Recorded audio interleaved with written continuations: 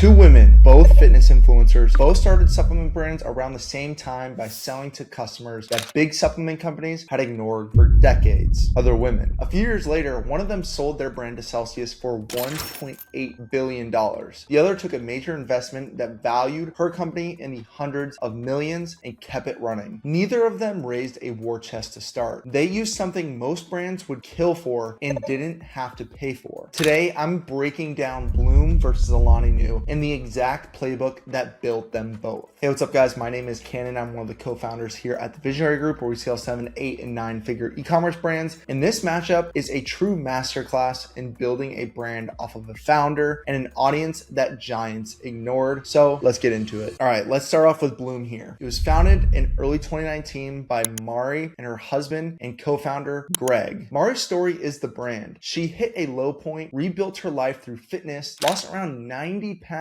and documented the whole transformation to an audience of over 2 million people. The spark for the product was a frustrating trip to a supplement store where everything felt masculine, intimidating, and made her bloated. So she built a supplement brand for women, starting with a greens powder that was colorful, flavor forward, and actually pleasant to drink. Now Alani Nu, founded in 2018 by Katie Hearn and her husband Hayden, same core insight. Katie had built a loyal female following in fitness, and she saw that the energy drink aisle was loud, aggressive, and built almost entirely for men. So Alani Nu launched flavor-forward, zero-sugar energy drinks aimed entirely at women, with branding that felt like it belonged to them. Two personal audiences, one shared insight. A massive group of women was being underserved in categories that big companies had coded as male. From there, they went after different shelves. Bloom led with greens and supplements. That greens powder became the top-selling greens on Amazon, and Bloom built out pre-workout, protein, and eventually its own sparkling energy drinks in 2024, which are now trending and blowing up right now. The engine was Mari. Founder-led content, relentless persistence on TikTok and Instagram, and a creator army amplifying it, reportedly generating billions of views and impressions. Then they pushed hard into retail. Target, Walmart, GNC, and more, reaching over 50,000 retail locations. Alani Nu led with energy drinks. Their signature move was flavor drops, releasing limited edition flavors as events that their audience anticipated and posted about. Their following was around 90% female, almost unheard of in energy drinks. And like Bloom, they went omni-channel fast, expanding into Target, Walmart, Costco, gas stations, and everywhere their customer already shopped at. Same playbook underneath both. A founder people already trusted, a female audience nobody was serving well, a creator army turning customers into marketers, an aggressive retail expansion that turned a viral online brand into a category leader on the shelf. Here's how it all paid off. Alani Nu grew to around $595 million in revenue in 2024, up nearly 80% in a single year, and crossed $1 billion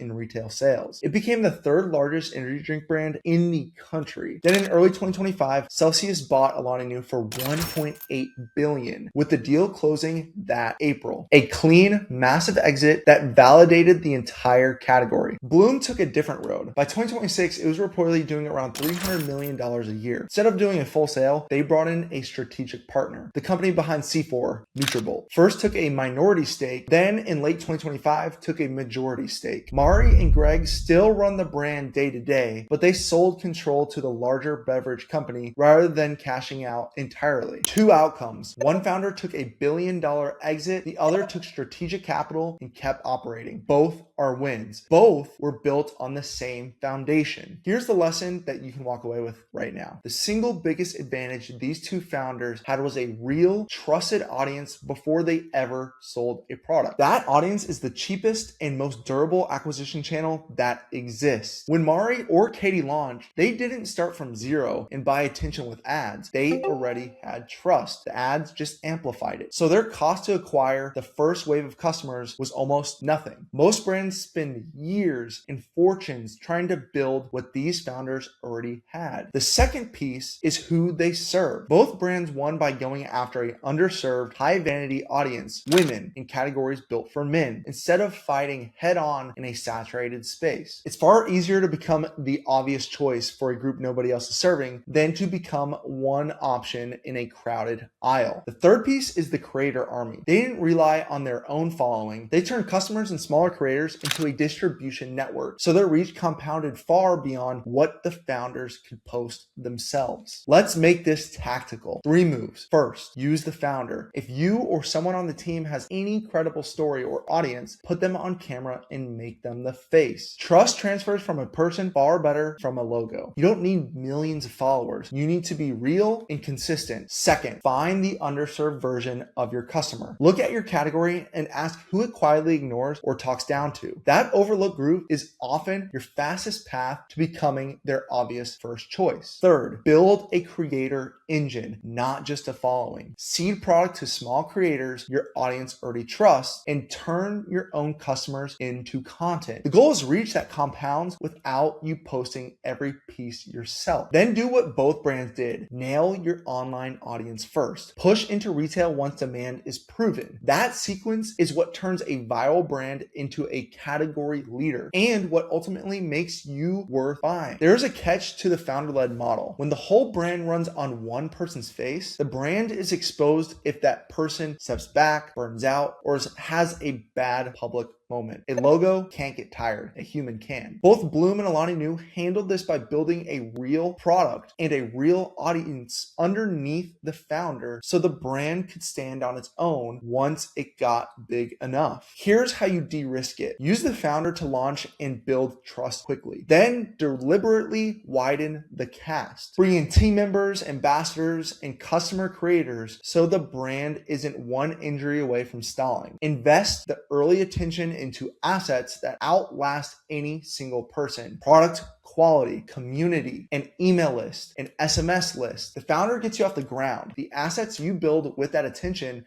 are what keep you in the air. Notice that both of these brands eventually became valuable enough that a larger company wanted in. That only happens when the business becomes bigger than one person's personality. 2 fitness influencers built brands worth hundreds of millions and over $1 billion by serving women that big supplement and energy companies ignored, while using their own trusted audiences as the launch engine. The takeaway is simple. A credible founder in an underserved market and a creator army are one of the fastest and cheapest ways to build a brand today in 2026. You don't need a massive ad budget. You need trust and a customer nobody else is treating well. Me and my team at the Visionary Group have worked with over 100 plus 7, 8, and 9-figure D2C brands and talked to thousands of them. And the ones that are winning right now in 2026 and going to win in 2027 are doing this exact strategy, building the founder-led brands, because customers want to be able to connect from the brand that they're purchasing from. So if you're looking to do something like this or want to scale your brand, please book a call with us down below. We're going to jump in your P&L and give you a full growth roadmap on how to be successful across 2026 and build momentum going into 2027. Don't want to? All good. Please like, subscribe, and I will see you in the next video. Peace.